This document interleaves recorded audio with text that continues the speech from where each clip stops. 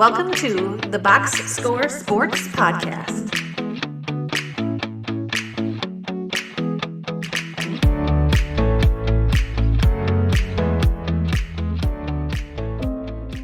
The bad. Okay, give us your bad for week 6. Philadelphia Eagles. They are my bad for week 6. Now you have Jalen Hurts throwing 3 picks, and Jalen Hurts is also your leading rusher. I think if I look at the stats correctly, with 8 attempts for like 50 yards or something like that, 47 yards. Sorry, that's not a good sign for the way the Eagles play. Usually Swift and them get more stats. Swift only averaged 1.8 yards a carry. Mm-hmm. So AJ Brown looked really good for the Eagles still, but you were versing the Jets, and the Jets didn't have Sauce Gardner, did they? They were. I think their 2 top corners were missing in this game. Yeah, I'm pretty sure they had. Yeah, I'm pretty sure he was out this game. So the 2 top corners are out. So you would think, with the way the Eagles' offense is built, they should have been able to put up a ton of points against the Jets, especially with the fact that the Jets they kind of found the groove a little bit last week, but they're, without Rodgers, everyone's been kind of like out on the Jets, and now they beat one of the 2 undefeated teams. And I think the Eagles played very poorly this week. Yeah, just a behind the scenes for everybody. We were talking about, so that we didn't overlap teams, right? The Jets were a candidate to be part of the good and the great, but we didn't do that because we felt like the Eagles definitely were in a position to win that game because of everything going against the Jets. And the Eagles kind of really botched the game really bad. But the Jets could have totally been in our good. So I just want everyone to understand where we are with that. But Zach Wilson didn't play great. He played fine. Garrett Wilson played good. He had some good catches in that game. But the Jets defense, again, it was good despite all the injuries. But like Jalen Hurts, some of those interceptions he threw, I don't know if you saw some of them, but they were bad interceptions.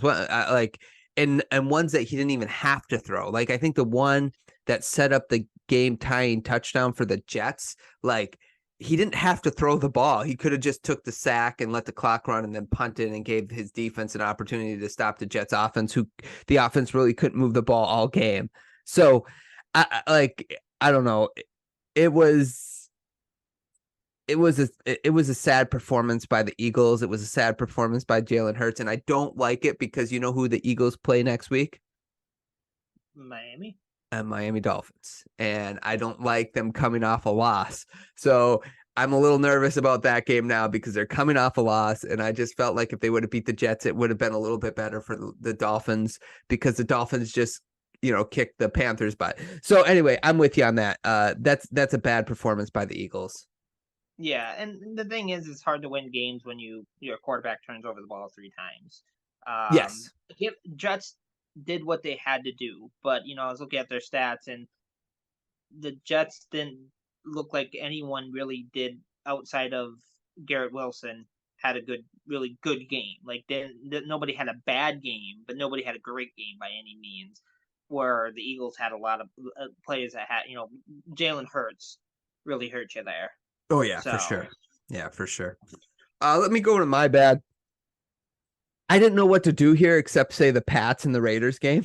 It was just a game to watch. So unfortunately, Jimmy Garoppolo gets injured and he has to go to the hospital. I don't know if you heard about that, but he had to get ambulanced to the hospital. I don't know, ambuli. I've heard it both ways. He ended up going in an ambulance to the because of a back injury, so that wasn't good. So then we get Brian Hoyer. He actually played okay. I don't know how. Mac Jones doesn't look good. The receivers, though, let Mac Jones down too. Like, there was a couple of drops. Like, Devontae Parker, former Miami Dolphins Devontae Parker, dropped a ball that would have put them at midfield for, I think it would have been the go-ahead field goal. At midfield to go ahead. It just went right through his hands. And I'm just like, Mac Jones couldn't have thrown a more perfect ball. And it's just like, and how do you reward them? We're going to drop it. And then they got a safety, I think the next play or something like that. So that happened. The Raiders, I don't know how they're 3-3. I don't. They average 2.5 yards a carry. Devontae Adams only touched the ball twice. Like that's their prize receiver. Now the Raiders won, so obviously it's not that bad for them. But I just think it was just a bad game overall, and I can't believe Josh McDaniels beat Bill Belichick. I just don't get it. Yeah, it was just a bad game. It's just like I like that you just said the game itself was bad. It's not a particular team. It's just a bad game. The little bit I watched of it, which I will emphasize a little bit, you did the right thing. You did the right thing. Well, you watch one drive and just like, this is not going to be entertaining at all. Not that not that I can say much about it, but you see one drive and just like, this looks bad. Mac Jones might not be playing great, but it would help if your receiver catches the ball. The Raiders don't look very good. It was an ugly game to watch. I mean, bad game. Sorry, I think the ugly, bad game to watch. I didn't enjoy it. So. Yeah, and on top of that, like the Patriots averaged almost 4.5 yards a carry. I don't know how come they only ran the ball 19 times. I know they got down a little early, but it was still not like, down by too much. They had Mac Jones throw the ball 33 times, and his QBR was 24.4. Right, so. I think I know how that Belichick, one of the smartest coaches in the era, didn't realize they were running the ball. Well, I think he did. But winning the game wouldn't get him Caleb Williams. There has to be something. I don't know.